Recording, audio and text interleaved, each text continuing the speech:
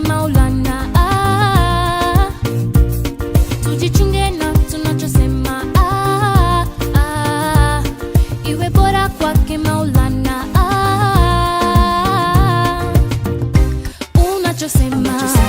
Unachosema ndicho utavuna, iwe ni mazuri iwe ni mabaya ndicho utavuna. Unachopanda ndicho utavuna, iwe ni mazuri iwe ni mabaya. Maneno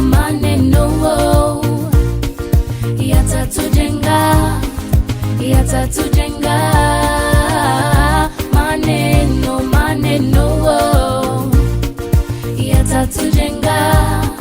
yatatujenga.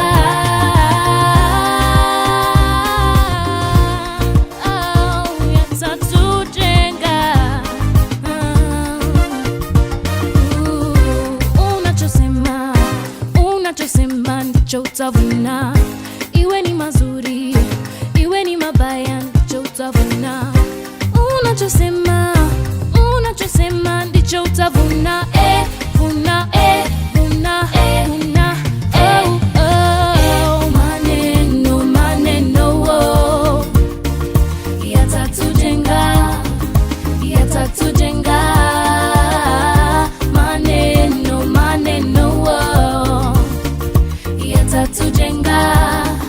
yatatujenga.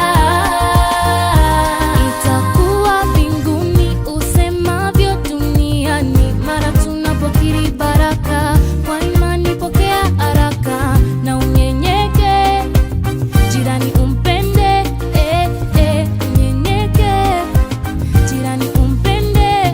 Unavonena ndivyo ulivyo, unavonena ndivyo ulivyo, unavonena ndivyo ulivyo, unavonena ndivyo ulivyo.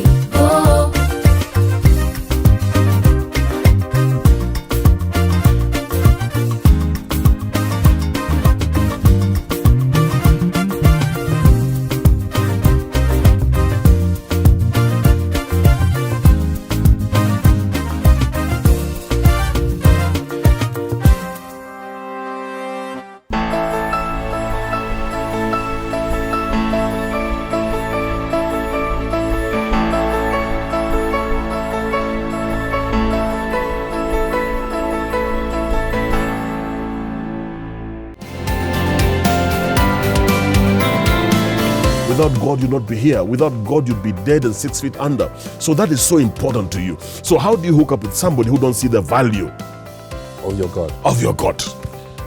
And then you get into it thinking that you're going to convert them. Well, let me tell you, I've been a pastor for a while, and I'm telling you, it never happens.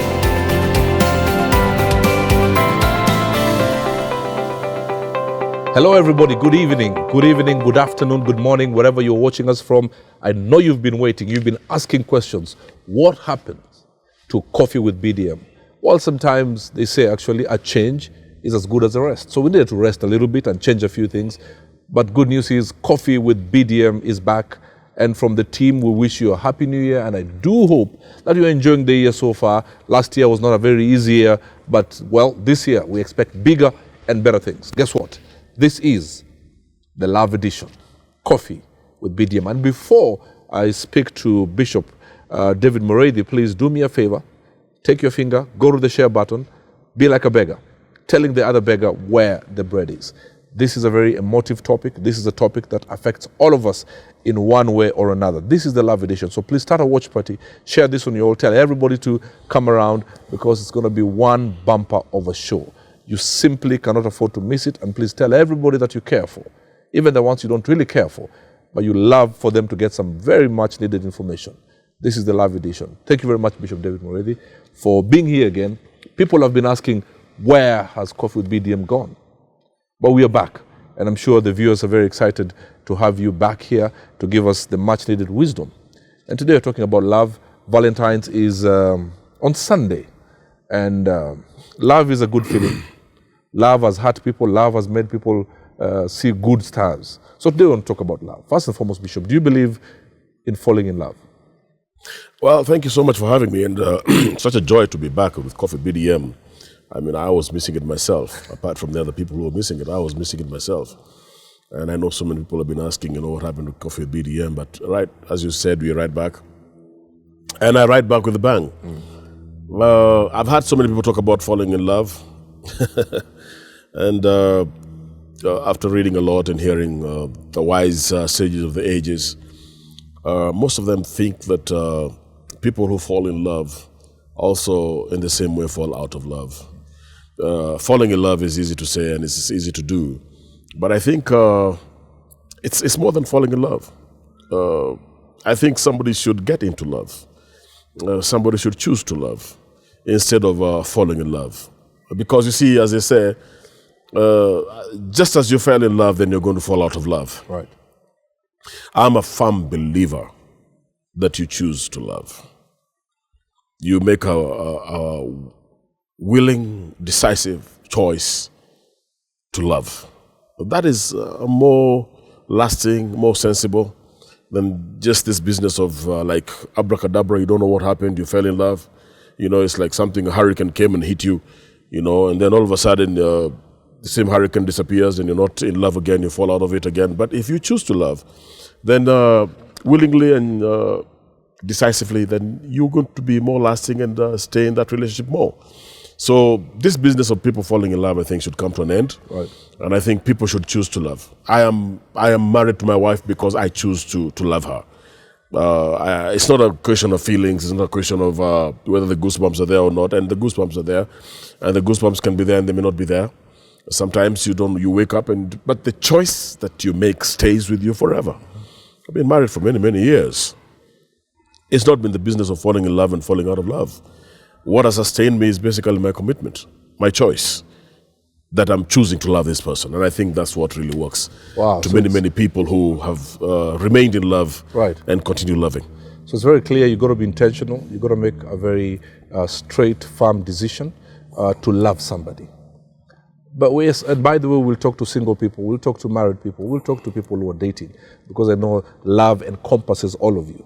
But let me start with the single people. Bishop, many men and women who are single are not single by choice, but they say, I just haven't found the one, or I'm dating, but I don't feel he's the one. I don't feel this is the one God has for me, Does God decide for you, this is your partner, your be all and end all? This is it? Does God decide for you? I don't think so. Okay. And I know so many Christians are going to crucify me for this because some Christians really spiritualize this whole issue of dating and loving. I almost said falling in love, but I'll choose to say choosing to love. Yes. A lot of Christians spiritualize this thing of choosing to love. But when you look at it, Kinley, it's not just Christians who really get into love. The Hindus get into love. Yes, sir. The atheists get into love. And there's a common denominator, for all lovers, if I may put it that way. So God does not choose for you the mate. Unfortunately, when I was growing up, I was taught that God chooses for you a mate. But that's not true. God doesn't choose your mate. Help somebody out there. No. God doesn't choose you. In fact, God stopped giving women the first, in the book of Genesis, chapter 1, when chapter 3, of course, creation is chapter 1. Chapter 3 is where man falls. When man falls, then God said, listen, I'm not going to give a man a woman again, because the man that was given a woman, Eve, was given to Adam. When they got into trouble, then Adam blamed God. Yes. It's the woman you gave me. It's the woman you gave me. From that day on, no one else has ever been given a woman. So the Bible says, he that finds a wife finds a good thing and obtains favor from the Lord. Okay, so it's a man who goes to find. It's a man who's the hunter. It's the man who's after the woman, And that now brings another question, whether women should be after men. Yes. It's a question to get a lot. A lot. I think women should not be after men, but they should assist the slow men, because you have slow men who don't see. We have got men who have eyes, but they can't see. Yes. All right. So a woman can assist And position herself. and position herself in such a way that she's visible, she's accessible, and she makes it easy for the man who's supposed to be a hunter who is a bit slow. Not all men operate at the same level. Absolutely. Just like cars, not all cars operate at the same speed. Not all cars have got the same engine capacity. So, yeah, women can assist the men because some men are slow. I think I was also assisted somehow. I was very slow myself. I know many people will not believe this, but it's the I truth. don't believe that, Bishop. Okay, now when you say he that finds, what should men, before I come to ladies, and I'm talking to the single men or people who want to date actively, what are the things that men should look for? This is the month of love. And we have talked about being intentional. And it's not just goose pimples all the time. But what are the things that men should look for in a woman? Well, off the cuff, I think the platform that I want to lay for that question is basically compatibility. They should look for compatibility. The first one is basically spiritual compatibility. Okay. You have to be spiritually compatible, you know. Same religion. You have to, well, same faith. Same faith. Same God. Yes. Same heaven. You know, that is so crucial. And I don't know why they don't see it. I mean, you cannot, God is number one. God is your all in your life. God is your all in your life. How do you get hooked up with somebody who doesn't believe in your God? How do you get hooked up with somebody who abuses your God? How do you, when you say you're going to church, to them it is like nonsense? You know, they can tell you it is bullshit. That's the language they use. Yes. You know, how can you be preparing to go to church and they don't see the value of the thing that matters the most for you? I think going to church, I'm a Christian, obviously, worshiping the true God of Abraham, Isaac, and Jacob should be number one in your life, because without God, you're nothing. Without God, you'll not be here. Without God, you'd be dead and 6 feet under. So that is so important to you. So how do you hook up with somebody who don't see the value of your God? Of your God. And then you get into it thinking that you're going to convert them. Well, let me tell you, I've been a pastor for a while, and I'm telling you, it never happens. It never happens. You know, you'll end up being converted instead of you converting. Right. Because it's easier for somebody who's down to pull you down than you pulling somebody who's down coming up. Yes. So that is number one. Number two, I think you have to have a purpose compatibility. Are you pulling in the same direction? Because, you know, some people, you know, you don't want to get into a situation where somebody is pulling on the opposite direction. You have got people who are together, and instead of having one vision, they have division. Right. You have division. Division means you've got two different visions and two different ways in pulling in different directions. That home is going to be scattered. A home that is scattered cannot stand. Jesus Christ speaking, I feel like I'm going to preach. He says that a home that is divided cannot stand. You know? So you have to have a purpose compatibility. You have to have a vision compatibility. Where are you going? And by the way, let me ask you, first and foremost, why are you even hooking up in the first place? Why are you getting into love in the first place? These are questions that you have to ask. Why am I getting in love? Sadly, Bishop, why am I getting in love? Why am I loving you? Or for what? For what? Why I mean, what is this business of loving? You have to have compatibility. It has to be, number one, spiritually. It has to be purpose. It has to be physically. Compatibility. You don't want to get into a situation where you're not physically compatible with somebody. Yes. And it also has to be mental, because a university person cannot be hooking up with a nursery kid or a primary school dropout. What do you discuss in the evening? I mean, I'm discussing politics, I'm discussing economics of the country. What will you discuss if you got to standard 2? A friend of mine, you know, they got married, you know, and of course when they got married, they were at the same level. It's a story, a true story.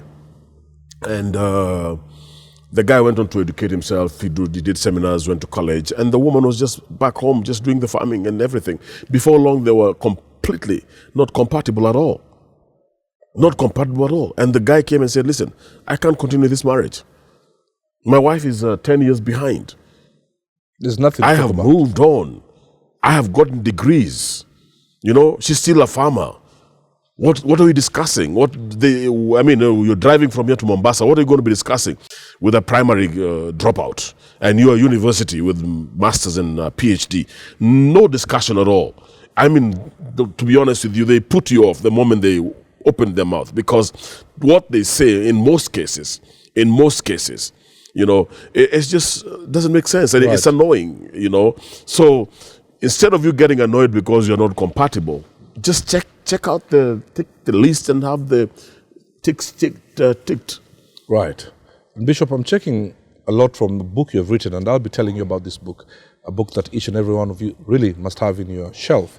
So you've said yes, so God does not say this is your person. God does not. All right. God does not. In your God, let me just add on to say, God can give you hints of who you're supposed to marry. For instance, God tells you, do not be spiritually connected with people or not. The business of being unequally yoked. Yes. In the book of Corinthians, it tells you don't be unequally yoked. Mm-hmm. That's a hint that God is giving you. Okay, that's one. So don't be unequally yoked does not just mean spiritually. It means other things that I have told you. But in terms of, he gives you hints of what you can look for, but he doesn't tell you this is the person. Mm-hmm. Okay? So it's up to you to discern. Yeah. Okay. And I'm seeing, so you call that the heavenly era. Some of the mistakes people make. Saying the heavenly era is basically where people just wait on God. They don't do anything. They're just praying, fasting and praying in the mountain, waiting for God to drop a woman or a man in their laps. It will never happen. Some people who are waiting for the voice to come from heaven, that God says, thus says the Lord, that so-and-so is your wife. Well, that will not happen. That will not happen. God will give you hints of what to look for. Yes. All right? Somebody who loves the Lord, somebody who serves, somebody who is gifted, somebody who, and you will have your own list you're looking for. I want a 6 foot, I want a 5 foot. Like Yongicho says, when you come to pray, then God also tells you what you should pray for. And you should be specific what you're praying for. I want a 6.2 guy, I want a brown guy, I want a dark guy, I want a TDH, tall, dark, and handsome. All those things are yours, because God also gives you that element of you praying according to what you desire. God meets you at your point of need. Right. So there's that part of yours, but God will give you the basic hints that he gives everybody. He tells his children, these are the qualifications for who you're supposed to be hooked up with, and these are the people you're not supposed to be hooked up with. Absolutely. Yeah. Okay. And then you take it up from there. Okay. The Hollywood era. You say, the Hollywood era says all that it takes to get married is romantic feelings. And many, Bishop, to be honest with you, have said, wow, when I saw that man, he has a six-pack, he has this and that. When I saw that lady, her brown hair was flowing like a Mexican goddess and all that. And that is almost the be-all and end-all. Speak to those people. Well, psychologists and scientists have proved that feelings don't go beyond 1 year. Whoa. They don't. So if you're marrying because of feelings, I can guarantee you, in the next 1 year, maximum 2 years, you're going to be filing for divorce. And that's exactly what happens in Hollywood. Hollywood marriages just go for 1 or 2 years maximum. 2 years, you're out. And then you wait for the other feeling to come. And then another 2 years, so you've got serial marriages that somebody can be having. So within 10 years, you've got 5 wives or 5 husbands, because it was not based on commitment. It was based on feelings. Feelings come and go, you see. So be careful, be wary of feelings. And as I said before, you need to go beyond feelings and kick in the gear of commitment, being committed to somebody, being committed to somebody. I'm committed to this person. Whether they're having issues, I'll be committed to see them through it. Just like Jesus says in the book of Ephesians, Paul speaking, he says that Jesus loves the church. And because of the love that he has, his love purifies and makes the church and mends the church. So the love that you have for the woman should be able to make the woman better. You understand what I'm saying? Yes, sir. It should be able to purify the spots and the blots the woman has. So Jesus Christ says this is the love that a man should be having with the woman that he has chosen to love. He says, just as I have loved the church and have given myself to the church, and I have purified the church, and I have removed the wrinkles and the spots from the church, so the church can emerge to be perfect and complete. In the same way, a man ought to love his wife. I'm surprised some of you are not sharing. With this kind of information that is flowing here, I think you should be on your share button right now, start a watch party, because somebody needs to get this information. You'll help somebody leave a relationship. You'll help somebody not miss a relationship because they thought that they're waiting for God to say, you got to marry this person, he will come to you. That voice is not going to come. You are being given hints, but you also have to discern. Bishop. So let me say this. Yes. So that goes on to say then, that if a woman is in a relationship with a man and she's not getting better, she has got some question marks. Oh, ladies, start doing a checklist on yourself. And you're in a relationship, you're not getting better, you have had questions to ask. Something is drastically wrong in that. What about a man? Something is equally. Okay. Because you see, the relationship is supposed to make you guys better and not bitter. Better and not bitter. The relationship comes to make you to go higher and not go lower. Yes. You know? And let me tell you, the man has got a higher responsibility than a woman, because the woman is just supposed to submit. The man is supposed to love. Now, according to the book of Ephesians, you'll find that the love that Jesus Christ talks about a man having, the responsibilities are really heavy. The woman should, just like Jesus Christ loved the church and removed the spots and the wrinkles and the faults and everything, and the way he works on us every day so that we can be perfect and complete. The same way the man should be working on the woman. The woman comes in to just be a helper. And the work of the woman is to submit. And I want to say this very, very clearly, and abundantly, that the work of submission to a woman is so easy where there's love. But where there's no love, then it becomes very difficult to submit. What are you submitting to? A lost cause. What are you submitting to? Wow. So the woman must be better at the end of the day. The woman, if you found the woman not even speaking English, the woman should be speaking English or whatever language they speak better. The woman should be better according to what the Bible teaches. So you have to question.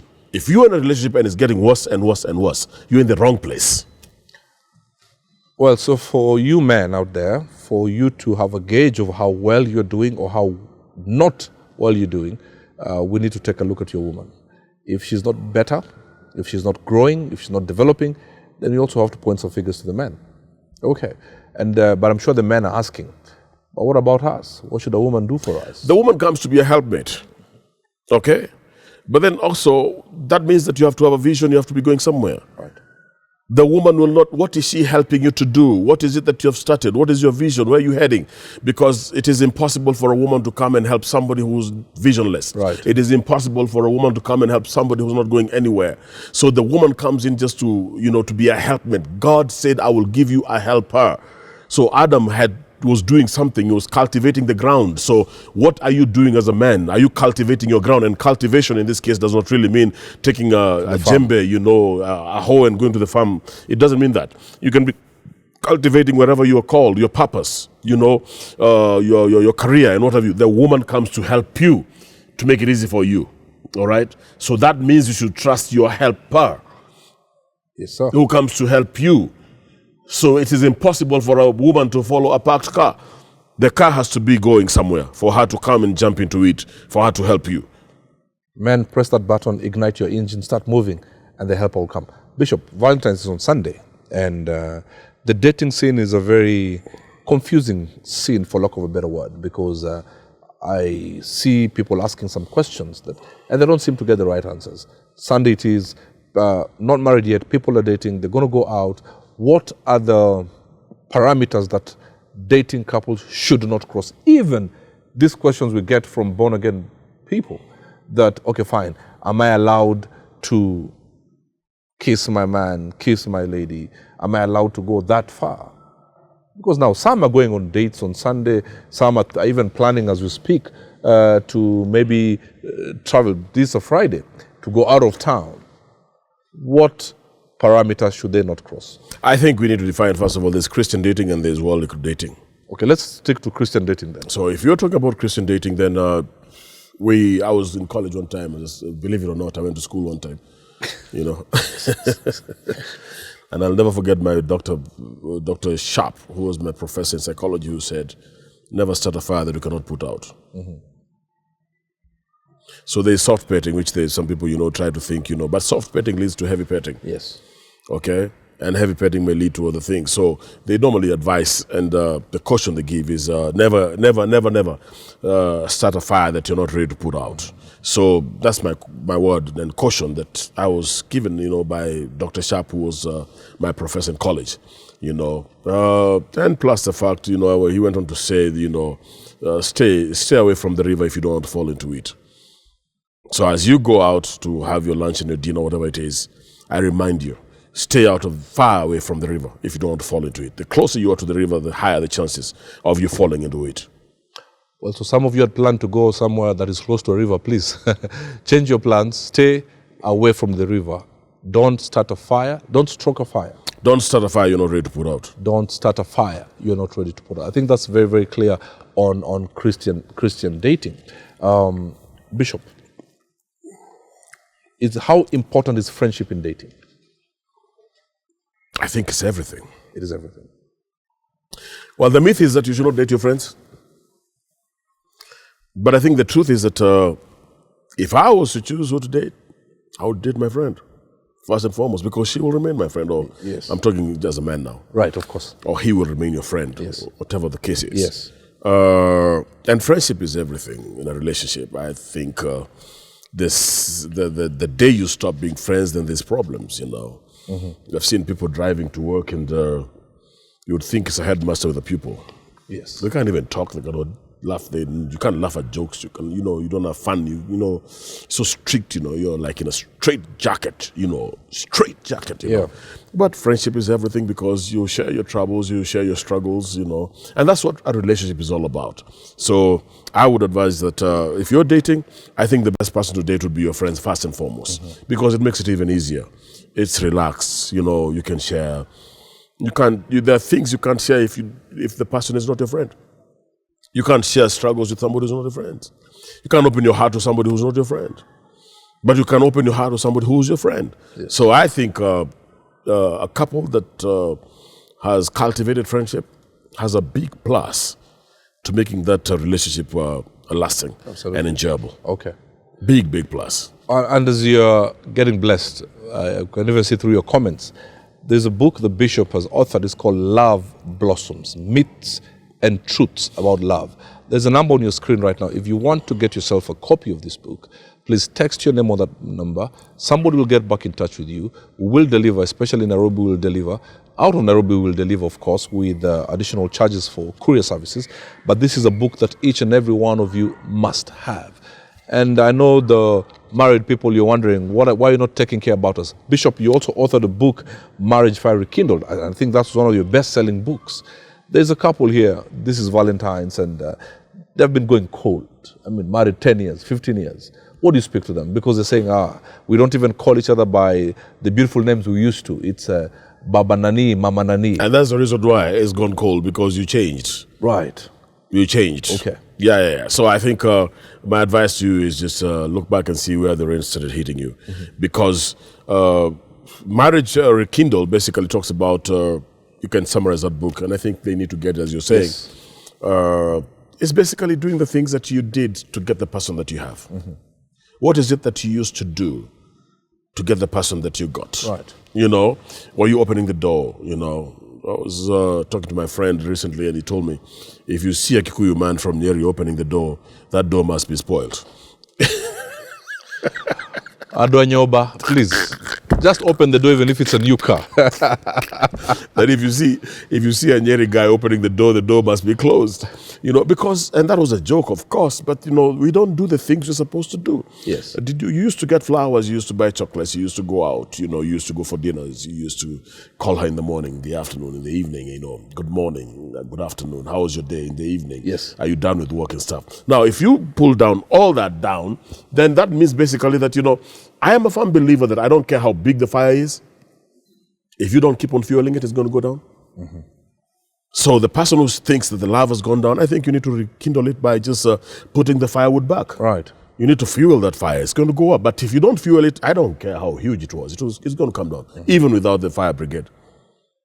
Do children affect the love, the feelings of love in a marriage? They should not. But that's what popular belief says that. They should not.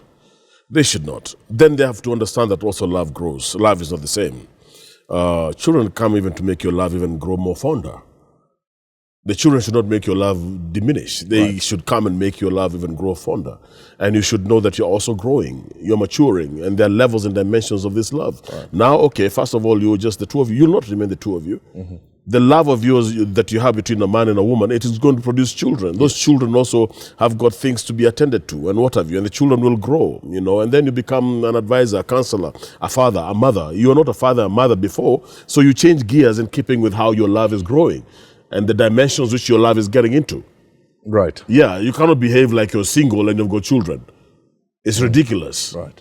It's like somebody who's coming from Karen, it's raining and you come to town and you've got gumboots and raincoats and it's not raining and the sun is on. Yes. You look awkward because, so I'm basically saying that you need to adjust gears. I know a friend of mine, who was like that before. He just wanted to remain single, he actually assumed there were no children, so all the attention should go to him. You have to grow up. Absolutely. You have to mature. Absolutely. Yeah, and love matures, and love takes different dimensions. And you'll become now a person who's counseling them about careers and stuff. And that is also another dimension of love. The love is growing. It's not diminishing. It's not diminishing. Yes. The love is growing. Now you have children. Now then they're going to get married. Now you're going to be a father-in-law. You're going to be, something else. So love grows and you have to mature with it. Wow. For you couples, Marriage Fire Rekindled, another book that Bishop David Moridi has authored. And I think you also need to get, what you need to do is, or you can even get both of them because they're intertwined really, because all matters of love and many other things that will bless you. So what you do, the number on your screen, just type your name and somebody will get back in touch with you and you will get a copy. I think they're going for 1,000 shillings each. And if you send it to you, then of course there's a courier charges. But I think they're books that you really, really need to get. Married People, Marriage Fire Rekindled by David Moridi, Bishop, and also this one, Love Blossoms, the myths and truths about love. I don't want to preempt everything that is on this book because, you will get to be blessed and read it with your partner. Buy this as a gift to somebody, and you'll be blessed. What happens? Chapter 6, and I just want you to touch a little bit on this because women ask this question: how do I know he really loves me? And I'm seeing chapter 6 here. The chapter is When a Man Loves a Woman. And allow me just to do a snippet. I mean, the supporting scriptures, Ephesians 5:23, for the husband is the head of the wife as Christ is the head of the church, and you touched on that, and is the savior of the body.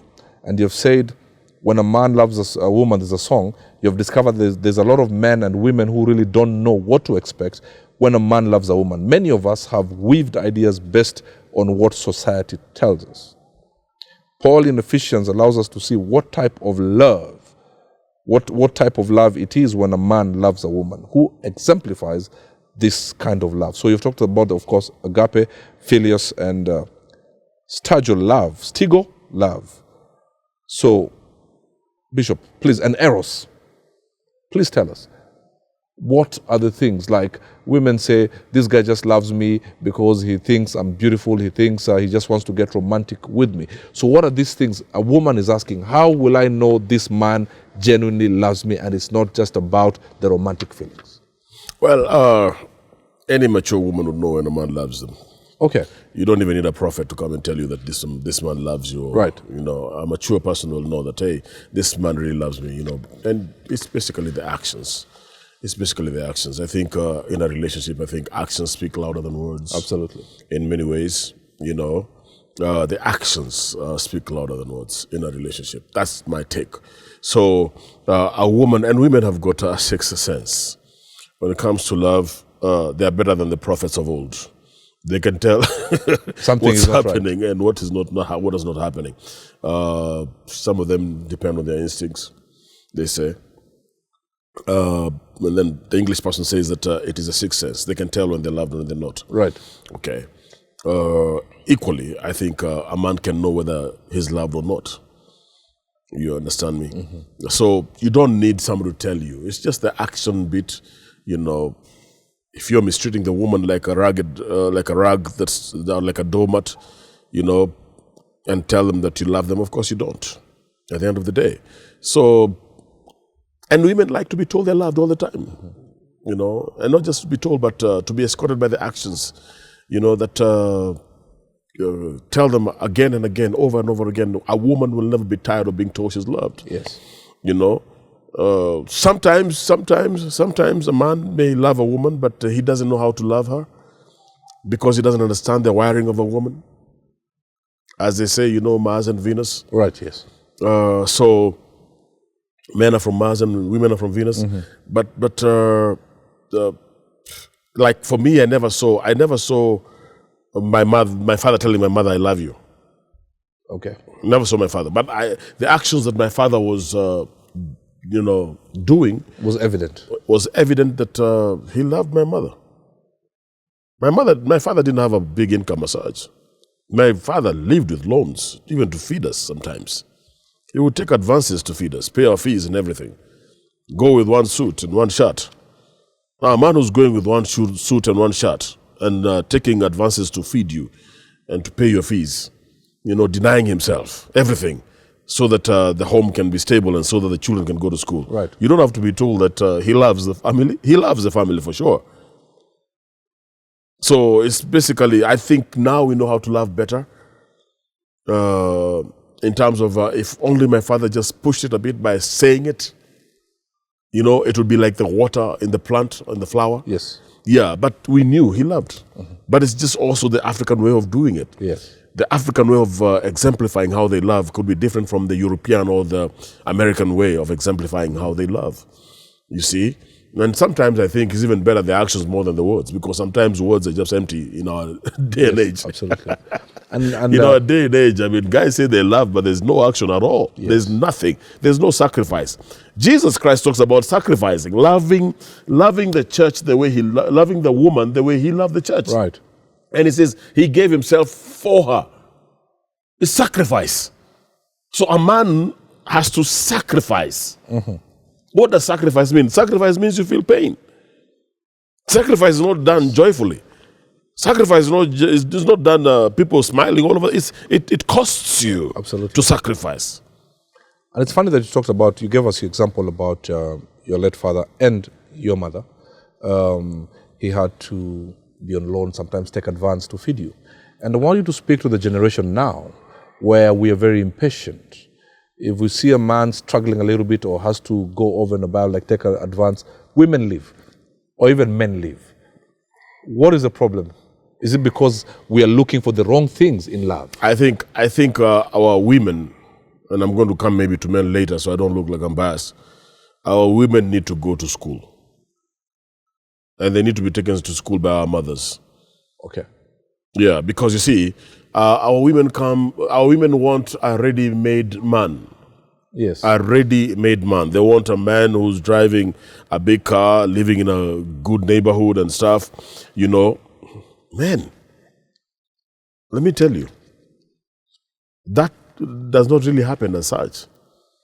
Talk to our fathers. They started with nothing and they built together. They built together. They built together. You build together. You pull together to a certain level where you come to the top together. All right? And let me tell you, women, listen to me. A man who was built with a woman, let me tell you, the man has respect for that woman. Absolutely. And even if the man sleeps with you, don't be kidded or cheated that he does not love the woman he built with. Don't be kidded at all to think. The man started from zero. And right? The woman stuck by him. And the woman stuck with him through it all. You are coming at the end of the movie and you think that you're going to take over. You must be joking. Well, I'm sure that's very clear to the women. You must be joking. You're coming at the end of the movie and you think that you're going to outdo a woman who has been there with this man. Building together. The first time they met the woman, let me refer to myself. The first time the man met the woman, the man even didn't know how to hold a fork and a knife. And now he knows how to wear a suit. He knows how to put on a tie and everything. And then you think that that the man doesn't love that woman because of you. Oh, you're joking. Wow, ladies, I'm sure that is as clear could be. And mothers, please make sure you talk to your daughters, not to be impatient, and also to realize if you build with a man, the man respects you, the man loves you through it all. Men are not animals like people think we are. They have got a head on top of their shoulders. Yes. They've got a heart and their feelings, and they think and they reason. So they're not animals at the end of the day. They are human beings. Okay. And they're also created in the image of God. Absolutely. So it's not that every man, is a dog like I hear people talking. No, it's not. Yes. You build with a man. The man will love you and respect you forever. Absolutely. Forever. How then for us men, and this will help the men and of course illuminate the women's mind, how do we translate love? What should a woman do to a man for us to say, this woman loves me? You said Venus Mass. Women love the words, the touches of affection and all that, and maybe gifts and all that. They say what love is to a woman, respect is to a man. Is that true? Completely and totally. Men love to be respected. Don't put the man down in private and in public. Yes. Remember that the man has an ego as huge as an elephant. As huge as an elephant. If you remember that, then you're good. Right. Just respect the man, don't put him down, and know when to talk, know the season, know the place, yes, know the timing. Understand your man, tell him the truth in love. Right. Don't just tell him the truth. It can be the truth, but it's not said in love. It can be ugly. It's how you say it. It's how you say it. Don't use your truth as a sledgehammer on his head. If you do that, the man will pick it up and know she loves me. Bishop, because my mind just took me back to when you said, if you're not growing, then you have to think twice, because a relationship must make you better. But there's somebody saying, but I'm already married. I'm in this marriage 5, 10, 15 years, and the lady or the man doesn't seem to do anything with their lives. What does that person do? And yet that person expects to be told on Sunday, on Valentine's Day, that I love you, you are my star in the sky, you are my everything, you are my all. But they're already in the marriage institution. Well, three things. First thing, pray about the change. Pray that something's going to change in that relationship. Yes, sir. That's my advice for you, and it's going to be better. There's so many seminars that you guys can go to. Yes. You can go to counseling. Maybe sometimes it happens out of ignorance and stuff. Because a lot of people think of leaving, but then you have to choose the pain. The pain of staying there and expecting some things to change, or the pain of leaving. Both ends are painful. Wow, that's an eye-opener, and I pray for you're in that situation, and we hope that you'll get a solution. But reading books that can help, going for seminars, counseling sessions, and that is why I urge each and every one of you, first and foremost, Love Blossoms, Myths and Truths About Love by Bishop David Moredi. Please make sure you get a copy of this book. He's also authored, of course, the best-selling Marriage Fire Rekindled, and touches a lot of things in communication, in the bedroom, and all that as well. So each book is going for 1,000 shillings. Make sure you do text us your name, and we will get back in touch with you and make sure the book gets to you. Bishop, on Sunday is Valentine's Day. Speak something, tell something to the couples. Just a word of goodwill or something. I don't know. Bless them. Well, I think it's time. Valentine times, I'm not so much in agreement about the Valentine itself, but I'm in agreement in terms of should people celebrate purpose, Valentine's? Just like Christmas, the purpose is so significant, so you can use it for the good. Yes. Use it for the good to love your spouse. Use it for the good to enrich your relationship. Yes. Use that opportunity for you and not against you. Use it for you to come out better in your relationship than you were before. So for that, go for it.